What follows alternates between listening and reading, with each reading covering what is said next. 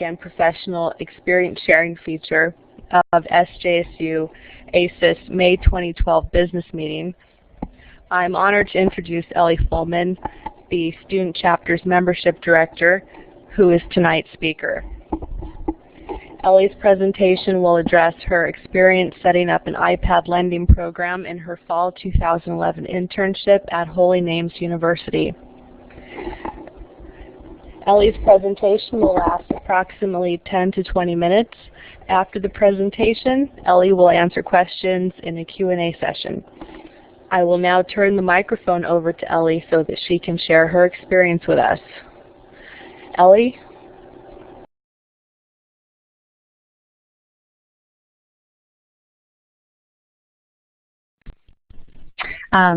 Thanks, Sarah, for the introduction.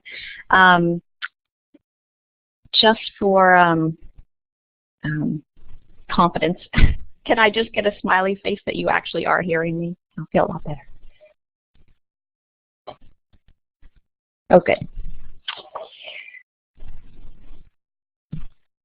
So before I start, I just want to say that in thinking about what to talk about tonight, I decided that I really wanted the information to be relevant and helpful in some way to anyone who might actually want to or is likely to set up a lending program in the future. And it doesn't have to be iPads. It can certainly be any sort of loan program.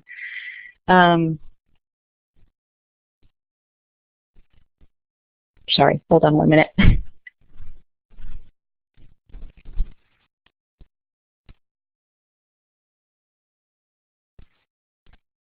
Sorry, I'm back. I just have two kids with their ears against the door.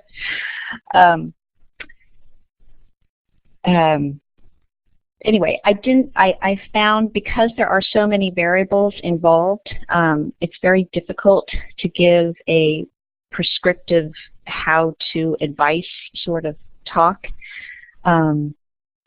So for example, anyone who does a project like this, they're instantly going to learn that some of the burning questions are, can multiple computers be used for backup?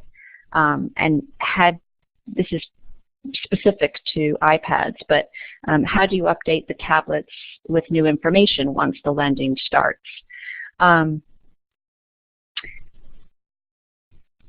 They'll also learn, however, that there are numerous options to choose from for these questions. So there's often not just one way to do it. And this is made all the more complicated by the fact that these choices are dependent on a number of variables specific to the institution you're working at. So such as the number of employees you have and what their job duties are will define certain aspects of how you tackle who does what and where. Who are you loaning tablets to? Is it faculty or students? This alters things like content that you put on it. And where is your server stored? Are you going to allow access to student volunteers who might be working, or does it have to be a faculty member? So in fact, I'm going to talk about the variables tonight, and in actuality, knowing what the considerations are to think through in setting up a lending program, in my opinion, is really half the battle. So, the internship, how did I even get it and how was it structured? At the end of spring 2011, I was completing a cataloging internship at Holy Names University, and the director, Karen Schneider, came up to me one day and said that she had sort of saved up some money and that she was actually going to offer some paid internships the following semester. And would I like to do another cataloging internship? Well, I was very excited by the idea of a paid internship. So I expressed my interest in that aspect, but said that I really didn't want to do another cataloging internship. I wanted to branch out and do something different. So she said that she would think about it. Anyway, I didn't hear anything until the summer, sort of in August, and I got an email, and she said that the Associate Director of Library Technology, that is her title now, who deals with all the technology in the library, had been wanting to do an iPad lending program but just didn't have time, was totally swamped. And you have to understand that when I was there, there were only 3 librarians running the entire library, which is pretty impressive. So for reasons still unknown to me, as you'll understand a little bit better in a moment, I said yes. And I think a lot of it had to do because I wanted, at that time, I really needed to prove something to myself, that I was capable of tackling something that I wasn't fully trained in. So I was excited but nervous. And to be honest, I also thought I had a month actually to read through lots of literature and feel confident at my first meeting. Well, as it turns out, the next day I was signing papers. And all I had in my hand after the meeting was an article that the director had handed me saying, you know, read this may give you some ideas, and a launch date of November. So at that moment, true panic set in, and after hyperventilating a little bit, I had to own up to the director that, 1, I didn't have an iPad, 2, I'd never used an iPad, I didn't have an iTouch, I didn't have an iPhone, and I thought for sure, well, that's it. You know, she's going to send me back to cataloging. But she sort of paused and she said, you know, I wouldn't have given this job to you if I didn't think you could do it. Ask the front desk for an iPad. It's yours for 3 months. And she said this, which really sort of flipped a switch for me in confidence. She said, you know, we may know a lot more about iPads than you do, but at this point you know as much about setting up an iPad lending program as any of us. So that really gave me the confidence. I thought, okay, I can do this. So what's involved? In the next few weeks, I really did read every article I could find. And actually, there wasn't that much at the time. Amazingly, it's just sort of skyrocketed the literature about iPad lending programs since I started. But it is still a fairly new thing. And what I soon realized is that even though this is very technological, sort of in quotes, the majority of the job actually was pure and simple research, which is something I felt comfortable with. So I actually did a lot of reporting in person and in writing, specifically on the following. First, what considerations did they need to think about? And these I broke apart, mostly for myself for management's sake, into 3 big sections: the lending, operational, and marketing. Because I was really I wanted to pose it to them. They were, you know, launch was everything, all encompassing. So I wanted to look at all the different aspects. 2, for each consideration, what were the options that they had, keeping in mind their institutional parameters. And if I felt strongly enough, what was my opinion about how they should actually do something. And actually, the more I learned and the more confident I became, I think the more opinionated I became too. So lending considerations. Number, this is really basic. How many iPads are we talking about? Holy Names only had 2 at the time, which seems laughable that so much work goes into just lending 2. But in essence, I was creating the entire program and thinking about the potential of increasing the number, obviously, for students later on. But you do need to think, how many are you talking about? Because it will change things, especially when you're dealing with app purchasing. Eligibility, who are the tablets being loaned to? the faculty, students, staff. This is going to affect the content decisions and also security issues. And also special requirements for them. Does the lender need to be in good standing? Can they check out something if they have fines on their accounts?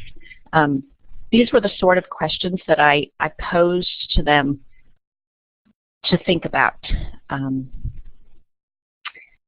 I tried to envision sort of every possible scenario that could come up. Loan period, how long? And one thing I didn't include here, I wrote up an equipment usage policy sort of at the end of this, which we had to publish on the web so that people could understand all the aspects of it. But also for my boss, I created a comparison chart of what the institutions had done. And they actually really appreciated this, and I found it really helpful. I think it made everyone feel more confident about their decisions, and also sort of gave me more credibility, my opinions more credibility. Restrictions. What are, let's see, is the use of the iPad for library only? Can it go off campus? That's hard to monitor, but you need to make a decision on that, because if it's lost and it is discovered off campus, you need to deal with that. So really, you need to think through every inevitability. If it is lost or broken or whatever, what are the fines? This actually almost halted the program for us, oddly.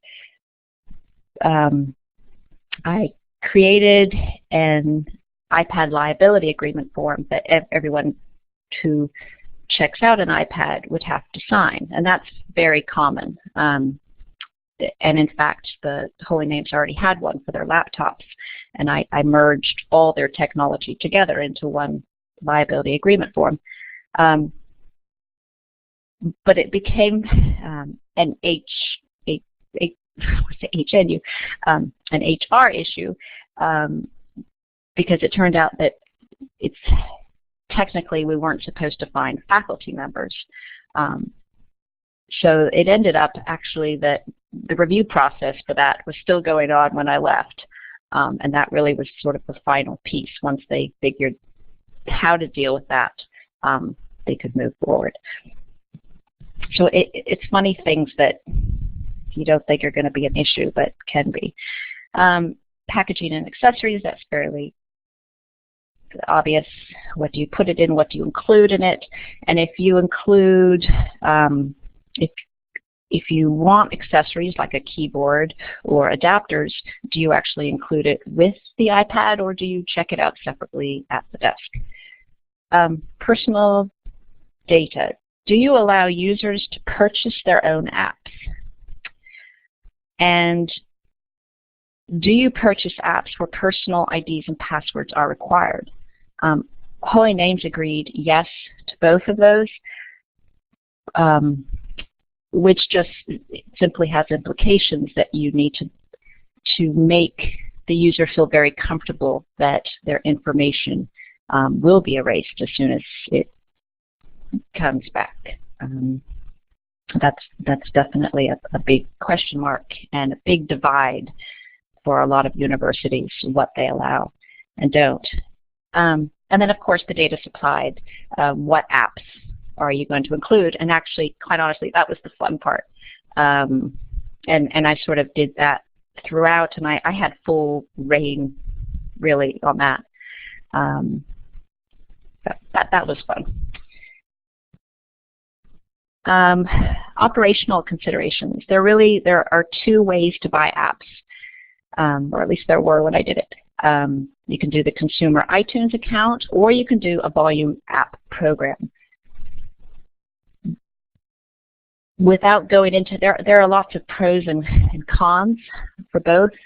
Again, it's just something I'm throwing out to consider, and that research needs to be done. And by the way, anyone who really is if anyone ever has to do or wants to do a program like this, I would be happy to pass on, the actual research that I did, and charts and the pros and cons. It's sort of too encompassing for tonight. Computers in use. Are you going to put the iTunes account on one computer or many? This was a big bone of contention.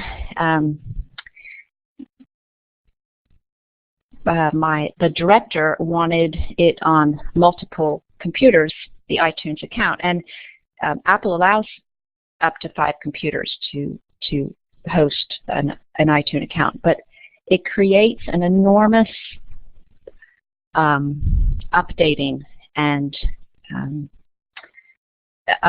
issue. So what I created, which was very helpful, were diagrams. I'm not a technical person, and it was very hard for me to actually convince them that I knew what I talked about, because they really swore that it was absolutely possible, there was no problem, and here I was coming in with very little technological skills, but I had learned so much by then, and I knew that I was right on this. So I created all these diagrams, and I basically went in and showed them and proved that really, even the IT director was like, this is crazy, we have to just do it on one computer. Anyway, I guess my plug for that is go with your instinct. Updates. Updates is really a consistency issue. Because Apple allows you to update in so many ways, you can update directly on the computer or on the iPad itself. You just need to decide which. And this will definitely alter your iPad update procedures for the person who comes in and does the swiping. I was very adamant that you have to choose, you have to make a decision, stick with it, and then procedures can be set up for consistency.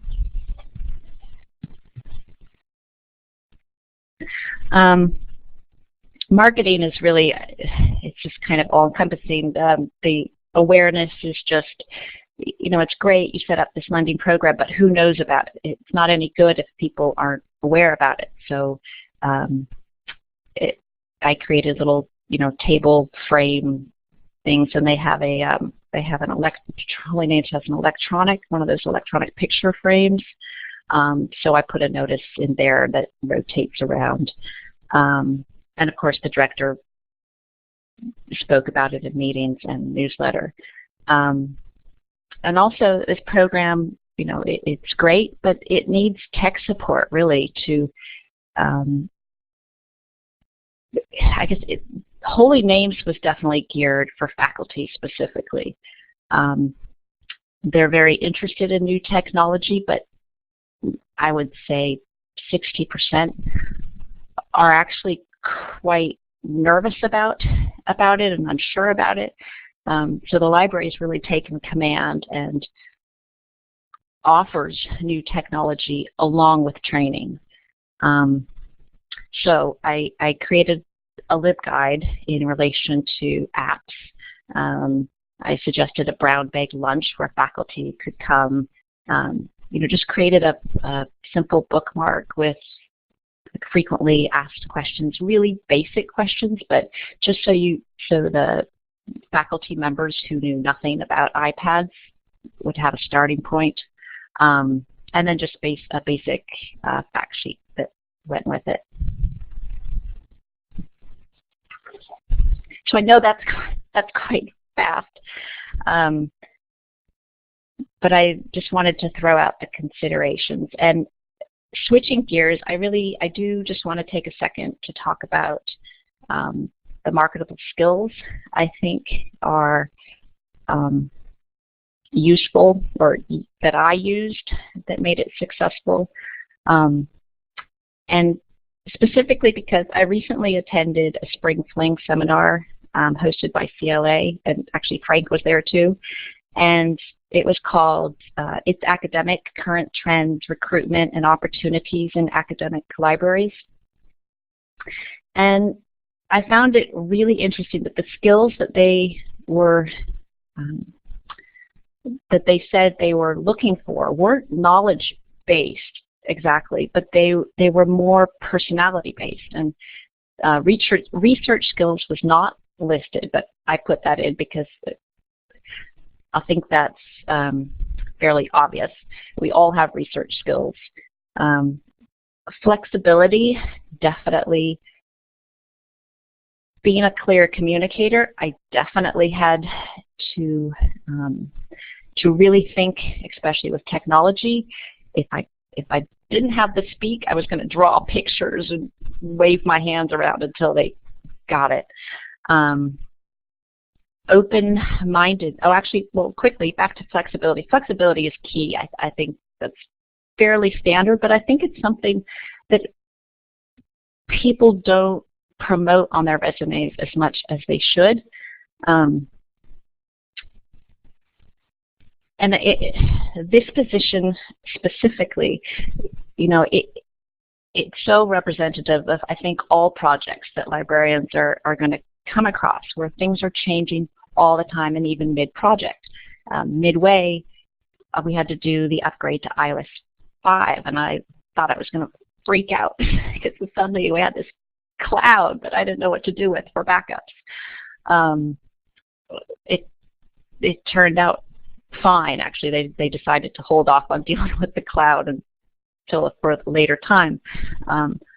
But it's just inevitable, and I do see why people hiring definitely are looking for that skill. Open-mindedness, that's fairly obvious. Project management. Project management was huge in this. They wanted a set time and schedule, and I provided that for them, and they wanted to know I was on track. And when I wasn't, I met weekly with the director and gave her status reports.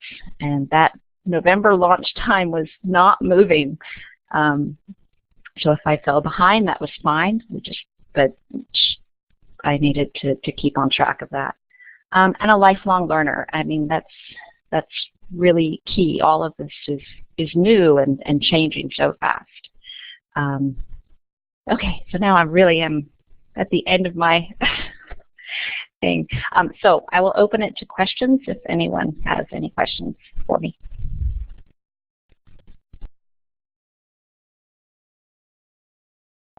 Well, thank you so much for your interesting presentation, Ellie. I just want to say that it sounds like you gained a valuable experience in your internship with spearheading this iPad lending program, and I really liked your last slide that highlighted the many different skills that someone gains engaging in a project such as you did in your internship. I think those are really great points to highlight. I had a question. I was wondering, you mentioned the challenges of marketing and advertising this new iPad program within the library. How did you eventually decide to market this iPad program?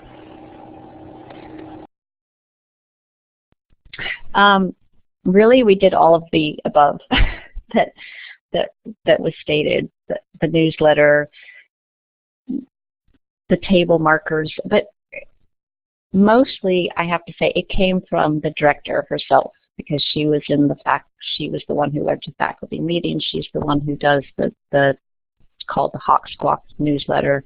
So she was really promoting that. I think if it went to students, it would go more into the visual marketing aspect.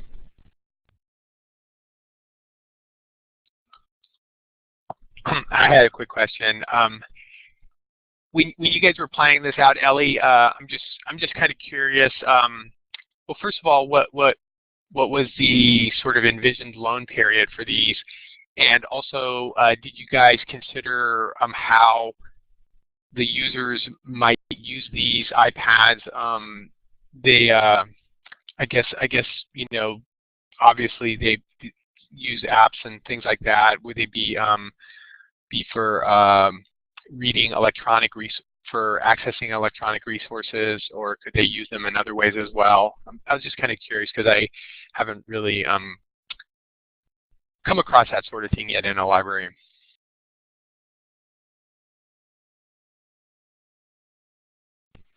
I'm sorry, Frank. I was so focused on the second part of your question that, can you repeat the first part? It's simple. It's just the loan period. How long can people hang on to the iPad when they check it out? Oh, right. We decided on 4 days. That way they did have access to it off campus. We did decide that. And so faculty members could take it home over the weekend and sort of have those 2 days on either side. That was sort of the thinking about that.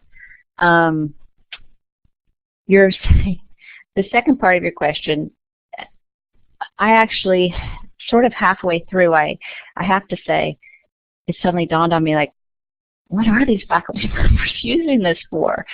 And I kind of had a moment of, really, is this helpful or in any way? And I actually went to the director and asked her this, and she said, you know, our philosophy is it's about providing the technology so that it's not necessarily to convince faculty that it's useful in any way. It's to make them aware of what's available. And some of the apps, like there are, you know, presentation apps, they are going to host brown bag lunches and say, you know, give actual demonstrations for the apps and say, hey, if you're doing a class, you could use this. So I know that they are looking more into that right now. You know, I've left. I haven't sort of seen that come into fruition. But I hope that answers your question. Yeah, it does. So it's sort of just for the library to sort of expose faculty members to this technology. Yeah, I mean, that makes sense to sort of provide access to that technology for folks who might want to learn about it or be interested in it. Yes, and it also, Holy Names doesn't lend out e-readers, and they just launched, I'm completely blanking on the ebook program, but anyway, it's also to be used for e-readers and to promote that in the long run.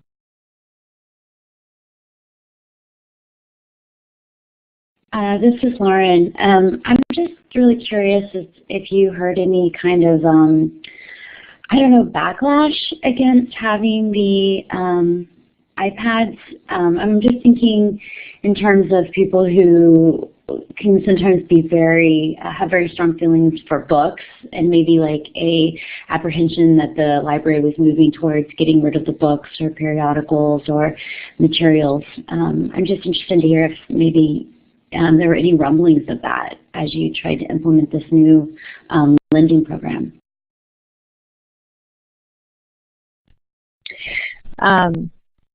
You know, actually not at all. I think when the director came in, she took her position I think 2 years before all this started, and completely revamped the library. And there was a bunch of disgruntlement at that time, but I think, you know, when I came on board, the faculty members really appreciated all the databases and realized that, the journals weren't being used.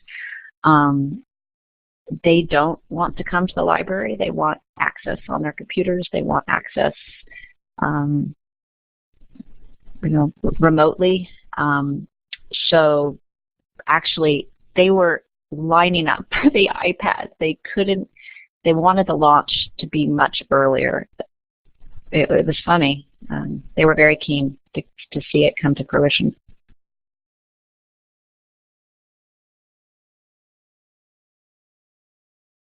Well, thank you, Ellie, for answering these great questions in this Q&A session. One final call out, are there any other questions for Ellie after her presentation?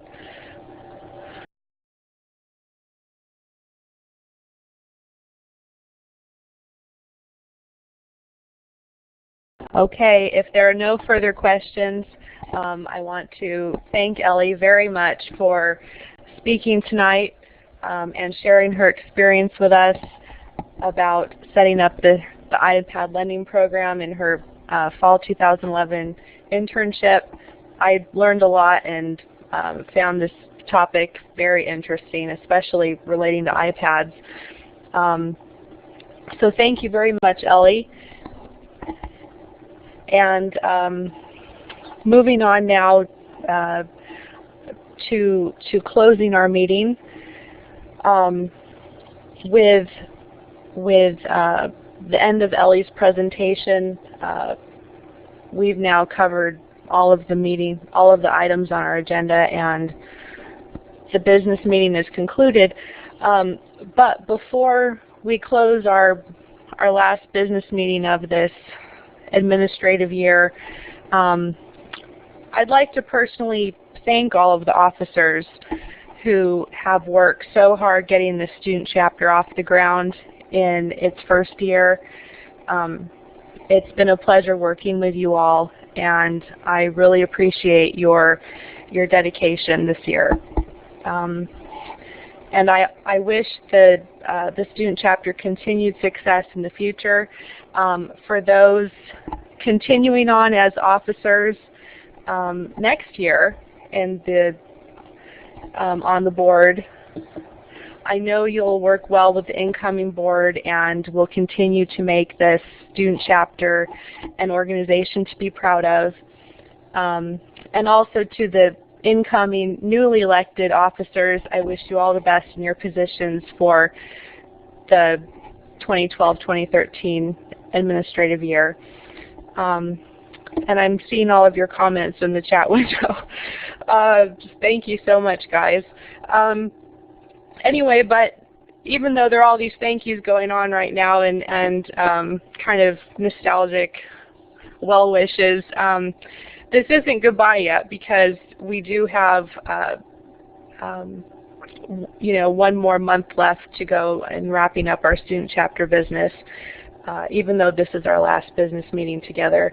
And like Frank said earlier, I certainly hope to keep in touch with you all after our officer terms end on May 31st, and hope that I'll see you all or meet you all in person at some point in the future, whether it be at a conference or some local library tour or some meetup at some kind of happy hour or restaurant, or if anyone is ever in the Orange County, LA area, please get in touch with me, and I'd love to visit with you. So those are my wrap-up comments. Would anyone like to say anything before we officially sign off?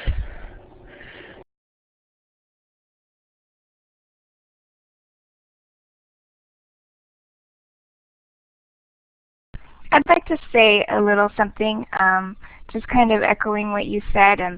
This is the first time I've ever been on any kind of committee in school, ever. So it was really interesting to not only be on one, but to be on one like working from the ground up and seeing how that works. And it was really great, and I think that we really had a strong board, and that was really appreciated. And Sarah, like I said in my thing, you were really amazing, and I really feel like your energy and the experience that you obviously have behind you in working in committees is really, just really made this chapter continue and not fade away or anything like that. And so I just want to say that you're a really great chair and your experience shows. Oh wow, thank you, Megan. I'm touched by your words. This was actually my first time in my life serving in the chair position. Although I've served in numerous officer positions in other organizations, I'd never served as chair before. So I'm honestly amazed that I survived this year, and thanks so much for your kind words on this.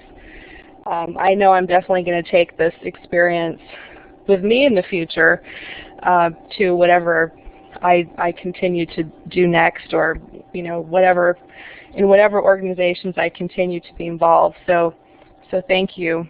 It's been so great working with all of you, and I will truly miss you all, really. Okay, any final words from anyone else?